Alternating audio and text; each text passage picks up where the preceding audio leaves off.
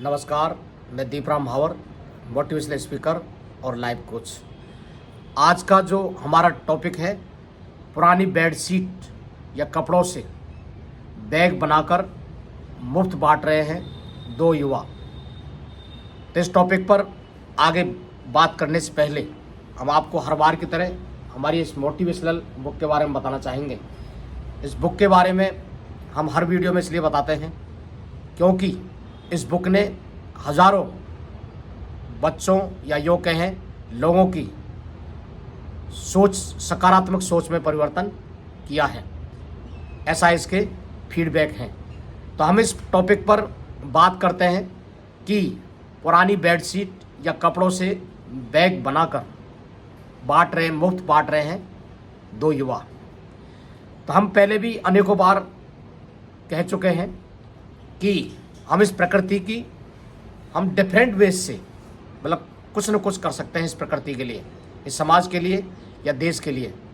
हम अनेकों बार कह चुके हैं कि ये कोई मायने नहीं रखता कि आप गरीब हैं या अमीर हैं या आप कितने पढ़े लिखे हैं या पढ़े लिखे नहीं हैं, क्योंकि बहुत सारे जो तरीके हैं इस समाज को, इस देश को लौटाने के लिए। तो देखिए कि कई लोग जो अशिक्षित हैं वो भी सोसाइटी को बहुत कुछ दे रहे हैं, और बहुत सारे जो तथाकथित बड़ी बड़ी जो डिग्रीधारी हैं वो भी समाज को कुछ नहीं दे रहे हैं। केवल ये अपना अपना लुकआउट है या अपनी अपनी सोच का फर्क है। तो ये देखिए कि दो भाई हैं जय और प्रीत। तो क्या है कि उनके जो पेरेंटिंग बहुत ही अच्छी हुई है। पेरेंटिंग जो इस देश और दुनिया को बनाने वाले में बहुत ही बड़ा रोल होता है पेरेंटिंग का। पेरेंटिंग मीन्स उसके बच्चों के माता पिता या उसके परिवार के सदस्य या उसके आसपास जो रहने वाले हैं वो क्या करते हैं, क्या नहीं करते हैं, उनका असर पूरी की पूरी तरह बच्चों के ऊपर पड़ता है। तो इनकी जो परवरिश है, इनकी जो पेरेंटिंग है वो अच्छी थी। तो वो क्या है कि शुरू से ही उनमें चैरिटी भाव या भलाई करने का उनका भाव था। वो कुछ न कुछ छोटी से उम्र से ही वो कुछ न कुछ करते रहते थे। तो ये देखिए कि वो एक बार ऐसे ही चैरिटी के पर्पज़ से या भलाई करने के पर्पज़ से वो एक बार जो मेंटली जो रिटायर्ड जो महिलाएं हैं उनके आश्रम में वो वहाँ पर गए। एज ए हम वृद्धाश्रम भी कह सकते हैं या मेंटली रिटायर्ड महिलाओं के आश्रम में वो गए। वो रहने वाले हैं तमिलनाडु के, चेन्नई के रहने वाले हैं। तो वहाँ पर उन्होंने देखा कि वहाँ के जो प्रबंधन है, वहाँ के जो वृद्धाश्रम की जो देख रेख करने वाले हैं वो उन महिलाओं को कुछ न कुछ स्किल सिखा रहे थे, जिससे कि वो कुछ न कुछ स्किल सीख सके और सही होने पर बाहर निकलने के बाद वो अपना जीवन जो चर्या है उसको वो सही ढंग से चला सके।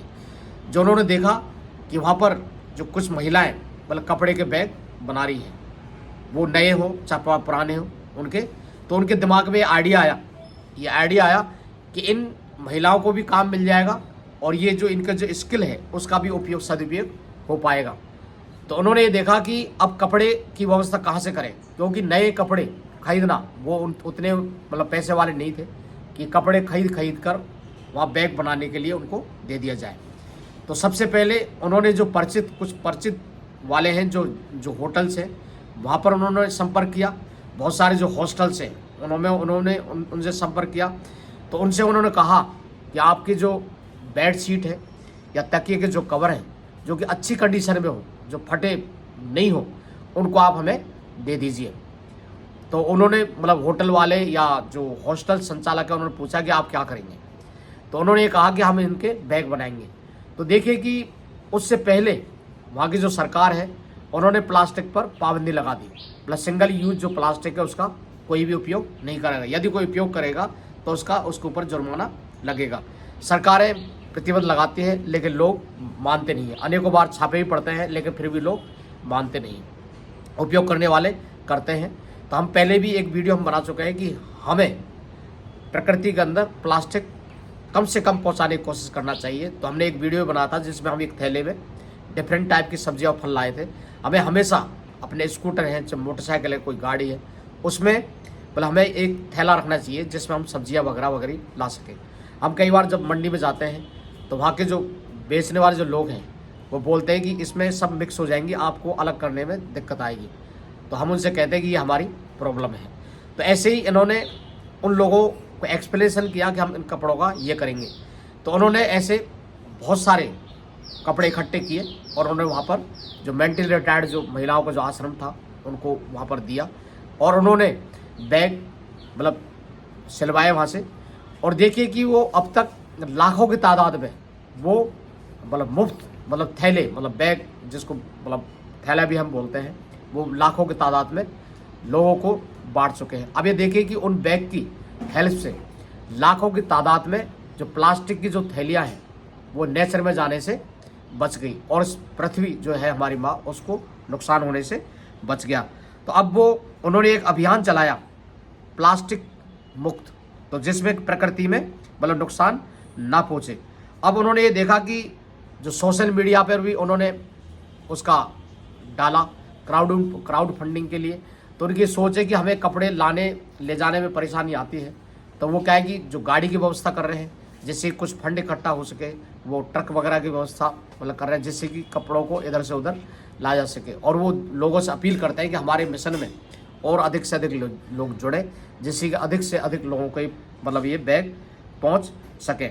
तो उनका ये कहना है कि ये बेड शीट सिर्फ नाम के लिए पुरानी थी, क्योंकि सभी होटलों ने भेजने से पहले इन्हें अच्छे से धुलवाया और फिर इसकी मतलब इस्त्री करवाई और सिर्फ 1 महीने के अंदर अंदर हमने इस बेड शीट से लाखों की तादाद में बैग बनाकर लोगों को देना चालू कर दिया।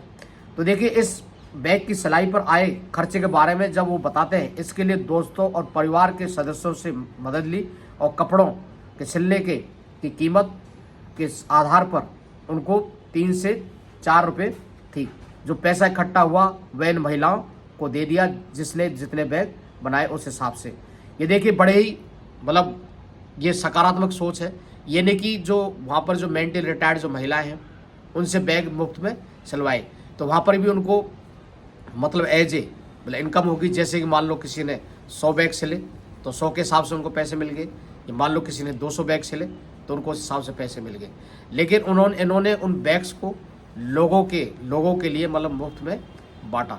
तो उसके लिए उनको मतलब क्राउड फंडिंग के जरिए मतलब उन्होंने पैसा इकट्ठे करने की कोशिश की, जिससे कि वो अधिक से अधिक बैग सिलवा सके और लोगों में मतलब मुफ्त उस बैग को बांट सके।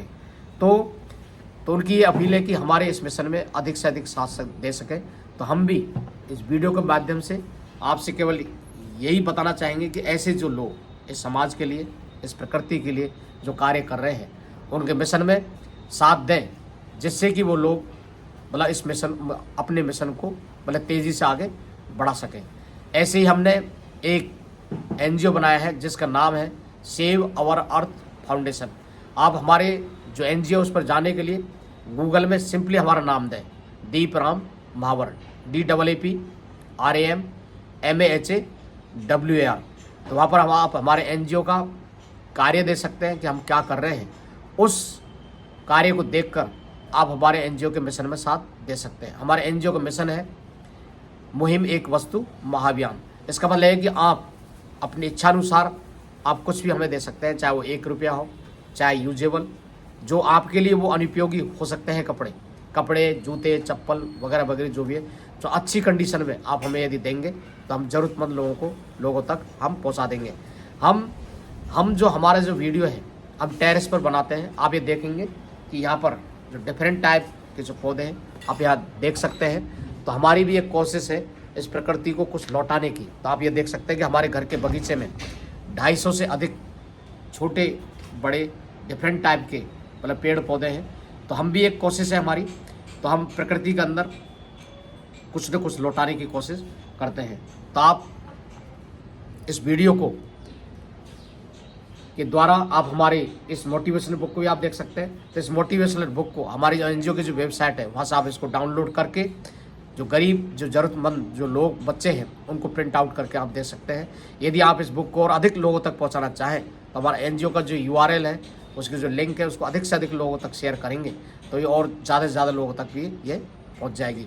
इस वीडियो को आप देखकर यदि आप चाहें तो इसको लाइक, शेयर और अपना कमेंट्स दें, और हमारे जो चैनल है उसको आप सब्सक्राइब करें, जिससे कि ये अधिक से अधिक लोगों तक ये पहुंच सके। आपने देखा इस वीडियो को, उसके लिए आपका तहे दिल से शुक्रिया। Thank you.